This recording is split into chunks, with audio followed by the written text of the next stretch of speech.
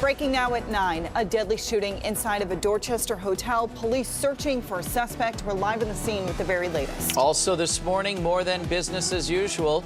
Taking a knee, taking center stage at the NFL owners' meetings in New York City. And presidential put down, the controversial comment about his predecessors that has President Trump backtracking. This is 7 News Today in New England.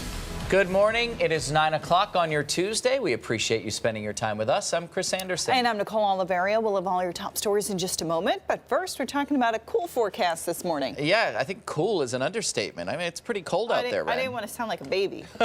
It is pretty cold. You know, we're starting out with temperatures that are in the low 40s here in Boston. We've had a frost advisory in effect as we head into today. We're back into the upper 50s, and then we're off to a nice stretch of warm weather. So we actually have quite the fantastic looking 7-on-7 forecast. Just gorgeous weather really through the rest of the work week, with temperatures by tomorrow close to 10 degrees above average, and even more than that by the time we head into Thursday. So get outside and enjoy some of this gorgeous weather. We've got a whole lot of sunshine headed our way this week. Back to you guys.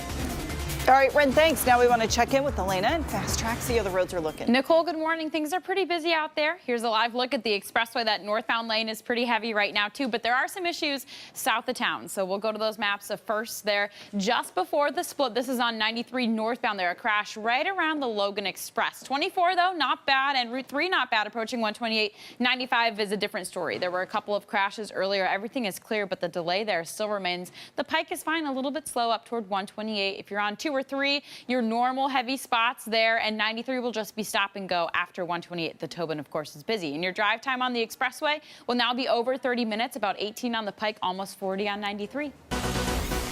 And we're following breaking news out of Dorchester. Police searching for a suspect after a deadly shooting at this Holiday Inn.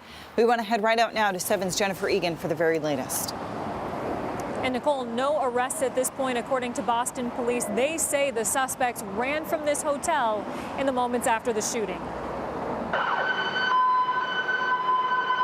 Boston police posted outside this Holiday Inn in Dorchester. Around 4:20 this morning, the police commissioner tells us a man in his mid-20s was found shot and killed in a room on the 5th floor. Right now, we have suspects who fled the scene, and it's an active investigation. Commissioner Evans says they are working to identify the victim. We're looking at, that this wasn't a random act by any means.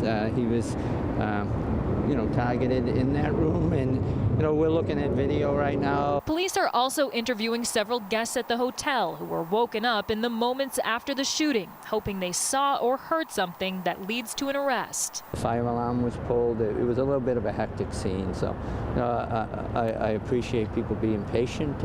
Our officers and detectives have to do their job, and again, it's unfortunate.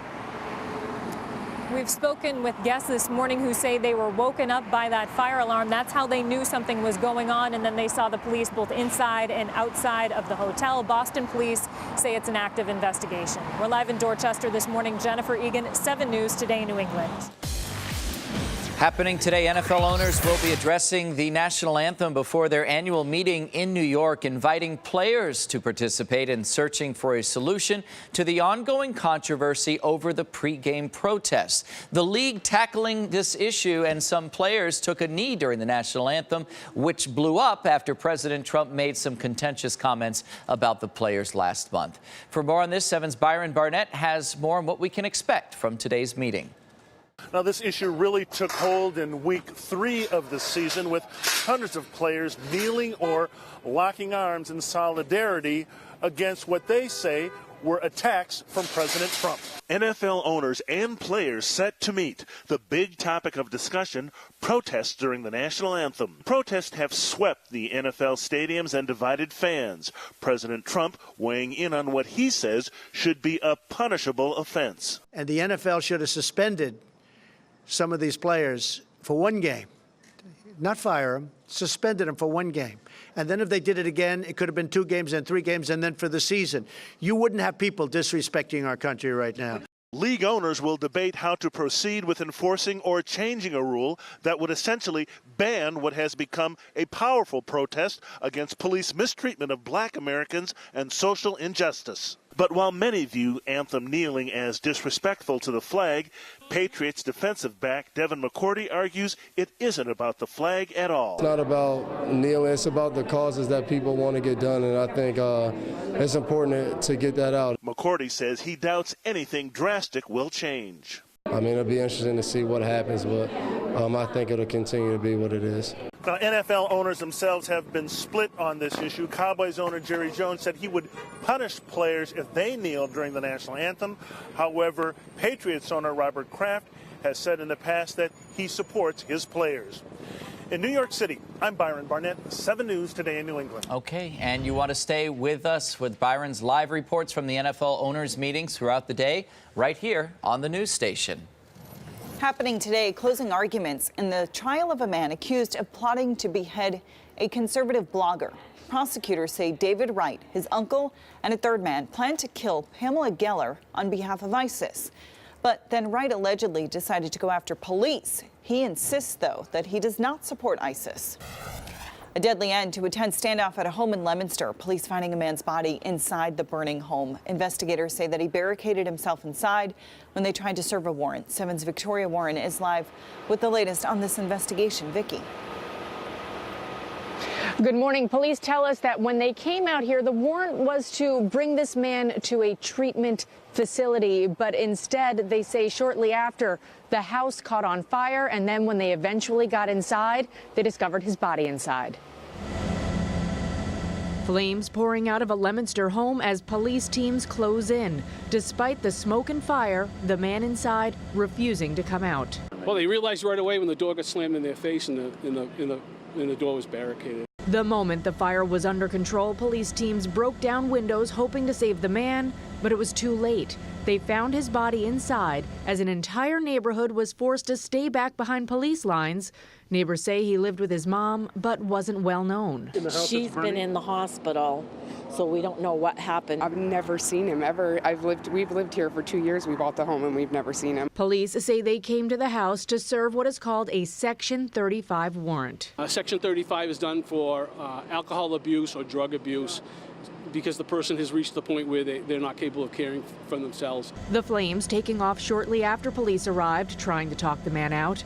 Police able to keep the fire from spreading, but not able to save the man. Somebody cared enough to take a Section 35 out and try and get him some help. Sources telling 7 News the man likely died from smoke inhalation, though the medical examiner will still have to do an official ruling on the cause of death, and we still haven't learned from authorities how this fire started. Live this morning in Leominster, Victoria Warren, 7 News, Today in New England. A robbery caught on camera. Police say they arrested the 60-year-old man you see in this surveillance video, who is accused of walking into a Billerica store, pulling out a gun and demanding cash. The suspect then apparently took off. There you see the gun in his hand. Police say he is also linked to a robbery that happened on Monday morning. A data dilemma involving breathalyzers, and now hundreds of OUI cases in Massachusetts could be at risk.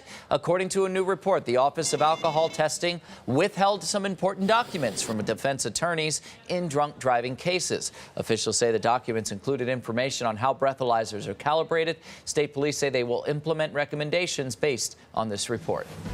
Now to the latest on the president's agenda. President Trump backtracking after a Gold Star stumble. He accused his predecessors of not reaching out to family members or families of military members who were killed in action. The comment ignited a firestorm of criticism after a joint appearance with Senate Majority Leader Mitch McConnell, which was designed to present a united front as they push the president's tax plan. 7's Matt Rascone is here now with more on that. And Nicole, the president says he and Senator McConnell are closer than ever. And it was there outside the White House during that press conference that the president made those claims about his predecessors and broke his public silence about the 4 Green Berets killed in an ISIS attack nearly 2 weeks ago. They have made the ultimate sacrifice. So generally, I would say that I like to call. I'm going to be calling them. I want a little time to pass. President Trump speaking publicly for the first time about the ISIS attack that left 4 American soldiers dead in Niger, and then claiming President Obama and others never called Gold Star families. President Obama and other presidents, most of them didn't make calls. A lot of them didn't make calls. President Obama, I think, probably did sometimes, and maybe sometimes he didn't. I don't know. That's what I was told. The claim prompted immediate backlash from people like former U.S. Attorney General Eric Holder, who wrote, "Stop the damn lying. You're the president. I went to Dover Air Force Base with 44 and saw him comfort the families of both the fallen military and DEA." The exchange came after lunch with Senate Majority Leader Mitch McConnell, and as the two look for a big win with a sweeping tax reform bill. I really believe that we have a very good chance, and I think Mitch feels the same way, of getting the taxes done, hopefully fairly long before the end of the year. That's what we'd like to see. The two stood side by side, denying weeks of reports this political marriage is on the rocks. My relationship with this gentleman is outstanding, has been outstanding. We've been friends and acquaintances for a long time. We talk frequently. We don't give you a readout every time we have a conversation, but frequently we talk on the weekends about the issues that are before us. Still, getting between them could be former chief strategist Steve Bannon, who's been attacking the GOP establishment and pushing conservative Republican candidates to take on Republican incumbents like Senator McConnell. The donors are not happy. They've all left you. We've cut your oxygen off, Mitch. And just hours before President Trump's meeting with McConnell, he appeared to support Bannon in his efforts to unseat Republicans. But the president added that he does not agree with everyone Bannon has in mind to take their places. Matt Rascone, 7 News, Today New England. And President Trump tweeting this morning about his nominee for drug czar. He writes, Representative Tom Marino has informed me that he is withdrawing his name from consideration as drug czar. Tom is a fine man and a great congressman. The drug czar directs drug control policies in the U.S. Marino had been under fire recently after revelations that he helped steer legislation to make it harder to act against drug companies. North Korea with another nuclear threat. The country's deputy UN ambassador is saying now that nuclear war could break out at any moment. And it all comes as tensions on the Korean peninsula continue to escalate. He added the country has a right to self-defense because of all of the nuclear threats it has received from the United States. He also reiterated the threat to hit the U.S. mainland with a missile. 7 News now to the latest on the California wildfires. Firefighters using a burned and battered United States flag as a symbol of strength. They found the flag in the rubble of the deadly fires that have been burning in the state now for a week. Governor Jerry Brown calling it one of the greatest tragedies in state history. The fires are blamed for dozens of deaths and billions of dollars in damage. Firefighters set up a U.S. flag found in the rubble of a home burned by the wildfires. It's being used as inspiration to keep moving forward. A week has passed since several wildfires broke out in Northern California. At least 41 people were killed and many more still missing. So we send the National Guard in. They've provided us with several hundred troops. They've been absolutely excellent about this because we need people. They're trained to do this. They walk through, they search.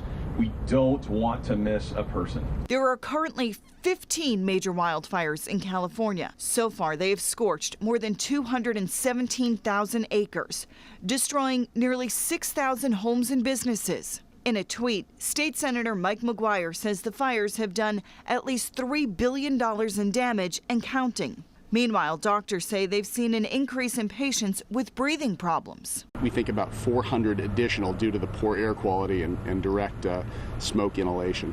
But crews say they are cautiously optimistic about the progress. We're getting a lot more black line on these fires. Our containment percentages are continuing to go up. So Mother Nature might actually help the firefighters. They say rain is forecasted for later in the week, and that should help to calm the flames. Hopefully. They do need any help they can get out there. There's so much more ahead on the news station this morning, including the start of a new season for a new group of Celtics. This revamped roster set to take floor tonight against the Cavs in Cleveland. And stars colliding in deep space. Scientists celebrating after a first-of-its-kind sighting. And it certainly feels like fall here during this morning and actually throughout the day today, but we have more summer-like temperatures headed our way into this week. Details ahead. And breaking news, we continue to follow a man in his 20s we have learned was shot and killed inside of a Dorchester hotel. We'll have live updates for you throughout the morning right here on 7 News Today in New England.